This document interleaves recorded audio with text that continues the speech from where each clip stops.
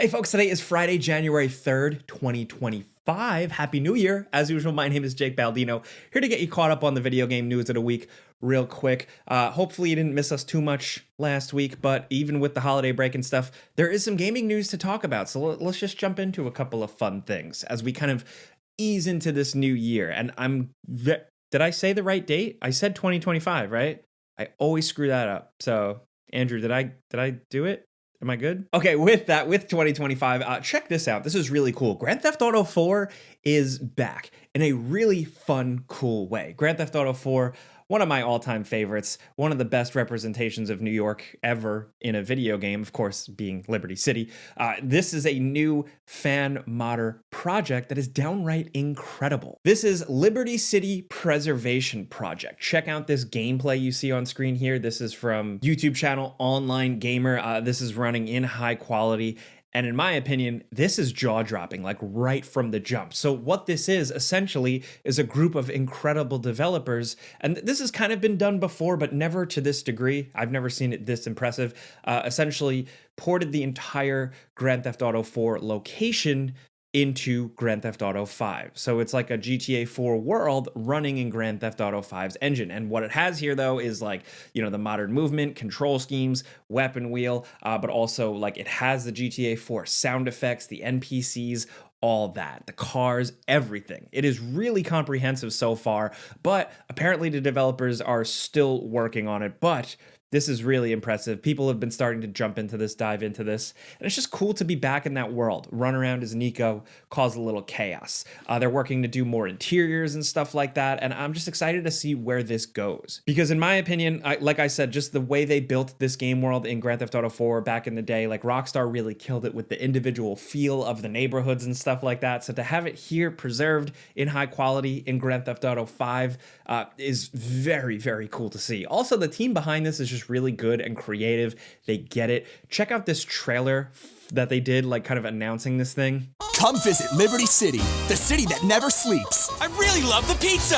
I love the billboards. I like how the whole place smelled like piss in the summer. It's good, right? They just get it. It feels like something from the game. You know, the snark, the cynicism towards New York City tourism. It really nails it. So if any of you guys jump into this, let me know what you think. Of course, download mods and stuff at your own risk, but this is really sweet. Also, is it a hot take anymore at this point to say Grand Theft Auto 4 is, I'm pretty sure, my favorite GTA? I mean, I really like Vice City. No, I really like San Andreas. But then also Grand Theft Auto 4. It's just different. I don't know. Anyway, PlayStation has now finally said up front that they are interested in bringing back new IP. Essentially, you know, bringing up some old intellectual property, you know, some stuff they own to the new century, so to speak. Herman Hulst, PlayStation big boss, did an interview with Famitsu, and in a very small quote did say that, like, you know, they're working on supporting creators, external and internal, to make PlayStation games, but also they are continually, and I quote, looking at opportunities to leverage past IP. That's cool. That's cool to hear. Of course, actions speak louder than words. Let's see what they'll actually do. But of course, Astro had a lot of really cool cameos from old PlayStation games, stuff I didn't expect.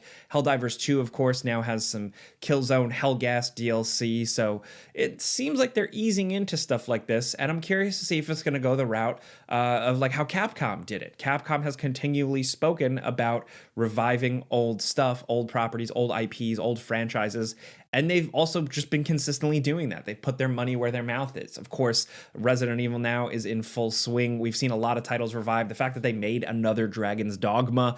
And of course, now we have a new Okami coming out, but also like the fact that they're making another Onimusha game. So yeah, I think it can happen. I think if a company like Capcom can do that, I'd like to see PlayStation do that. And I'm not necessarily saying like I need a remake of every single old game, but new experiences in those worlds, some of those game worlds that we really love. You know, it's big bets on new things, new IP, new adventures. And I like trying out new stuff, but some of it doesn't always hit. So at least if we can have a Jack and Daxter 4, 5, 6, I'd be happy. Is that going to happen? Probably not. But anyway, I just wanted to share this one with you. Of course, all the sources and everything I talk about will be linked in the description down below. And in some brief news, a little bit more Nintendo Switch detail leak type of thing. So it seems like once again, we're getting a little bit more confirmation that this new Nintendo Switch 2, which I hope is revealed soon, is going to have a little bit more power to it. Of course, there's been rumors and things circulating around that it's going to use an NVIDIA chip, or it's at the very least going to use a technology similar to DLSS, of course, like upscaling, not necessarily just making games more graphically powerful, but also having upscale AI-driven technology to just make them look better and sharper at higher resolutions. And this newest detail comes from a published patent from Nintendo that directly kind of references some of this stuff. The patent quote, and I'm not very smart, but a computer system is provided for converting images through use of trained neural network. A source image is divided into blocks and context data is added to each pixel block. The context blocks are split into channels and each channel from the same content block is added to the same activation matrix. The chain activation matrix is then used to generate a converted image. So like all this patent document essentially is demonstrating a sort of upscaling image technology while also at the same time keeping game sizes kind of small. Because of course, maybe that may suggest that they are sticking to cartridges as well. So yeah, again, it's small and patents don't always go somewhere. Companies file patents all the time, but yeah, I thought that was interesting. Oh man, this is just some silly news. So Secret Level, the Amazon thing, the Amazon TV show featuring little shorts and snippets based on real video game properties, things like Pac-Man, Space Marine 2, Sifu. I'm currently wrapping it up. I think it's all right. I think there's some interesting things there, but a bit of news has come out from the promotion now. The people behind it apparently went to Microsoft and pitched a like Master Chief Doom guy or Doom Slayer type crossover short. And Microsoft and Xbox turned them down. That's a damn shame. I mean, at this point, you know, Microsoft owns everything and they do own those two characters. It would be really cool, but unfortunately it wasn't meant to be. Mom and dad seemingly didn't want to do it. Shout out to the creators of Secret Level for like, they said they wrote a letter, like an impassioned letter to try and get this to go down. I would have loved to have seen something like that.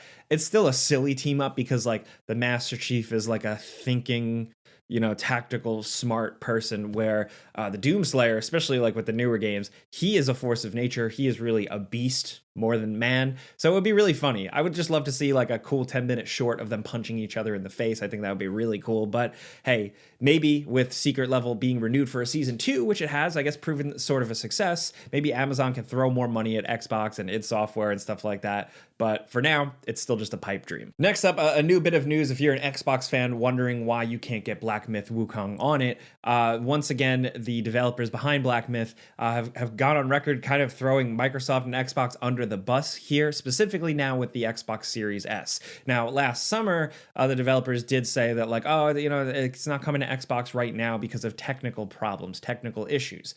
Then Microsoft kind of pushed back and said, no, they have a deal with PlayStation. But now a developer came out and posted on, they're a Chinese developer, so they posted on the Chinese social media website saying that, you know, the console power is awesome, except for some things with Xbox. And they specifically referenced the 10 gigabytes of RAM, which would imply the Xbox Series X's RAM. So, you know, that once again seems to be sort of the struggle here. They could probably get it running on Xbox Series X just fine, but Series S seems to be holding them back. So yeah, if you were looking for an update, there's just that. I figured I'd share that. Next up, this video is brought to you by nothing, just you guys. Thank you for watching. I always do this when we don't have a sponsor. We haven't had sponsors for a couple weeks now. So just thank you for watching, clicking, skipping, whatever with those sponsors. We do really appreciate it. The Friday show is actually the only sponsored video on the whole channel. We put on videos 7 days a week. So we only have like one sponsored thing. So thank you guys for watching, clicking. Anyway, let's get back to the news. Just a couple of trailers I wanted to share with you guys, some smaller kind of indie games. The first is Vikings Dynasty.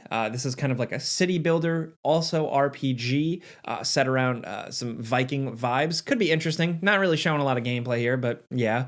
Also, a teaser for The Blood of Dawnwalker. This is potentially very interesting. This teaser doesn't really show anything other than more information to be revealed January 13th.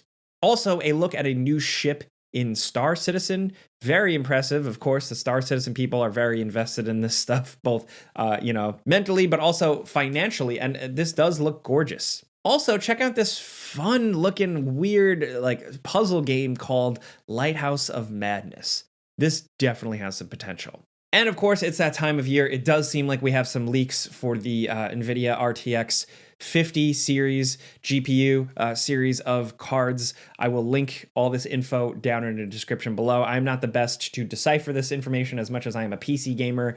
I am not super technical, but it does seem like it is going to be a significant jump, with a lot of people worrying about power and efficiency with what we have seen with these specs, but not all has been revealed. It's only a leak. I will say expect probably to hear more around CES. It just feels like that's the time. That's how these things usually go down. At least we'll probably get some more info on that. We've also been reading some interesting things about Samsung and LG putting out significantly improved like OLED and QLED technology. So I'm really excited to see what does come out of CES this year. I'm not going as much as I want to be a tech YouTuber. I got to sit here and play some video games and talk about them for you guys. But yeah, I'd say keep an eye on CES in general, but also the next couple of weeks. Of course, as you guys know, January is kind of quiet, but February ramps the hell up. There are so many games in February, kicking off right with Kingdom Come Deliverance 2 at the start of February, and then from there, it's nonstop. So I'm looking forward to seeing you guys there, but really, that's all the news this week. So just a quick little catch up. We're easing into the new year. Let me know what you think about all these stories. Of course, the Grand Theft Auto 4 preservation project. Are you as impressed or blown away as I am? Also, what are your expectations for this Nintendo Switch 2? You know, do you need fancy upscaling? Do you want some ray tracing in your Switch games? Or you just want some damn games? That's all I want. I want Metroid Prime 4. But let's talk about that stuff. Let's talk about some of those small little trailers. What do you think about the Black Myth developers throwing some shade at Xbox? Let's talk about all this stuff. The biggest question, honestly, is of course going to be our pinned comment in the description where we ask what you guys are playing. Be sure to reply to that thread and let us know what you're actually playing for our research to tailor videos to you. But that's it. So that's it. I'm Jake Baldino. You know where you can find me. Twitter, Instagram, YouTube, my YouTube channel. I've been doing a lot over there. I'm also on Blue Sky, Threads, Twitter, all those freaking places. Find me there. But thank you very much for watching. We'll see you guys next time. Have a great weekend. Be safe. Pizza's all me.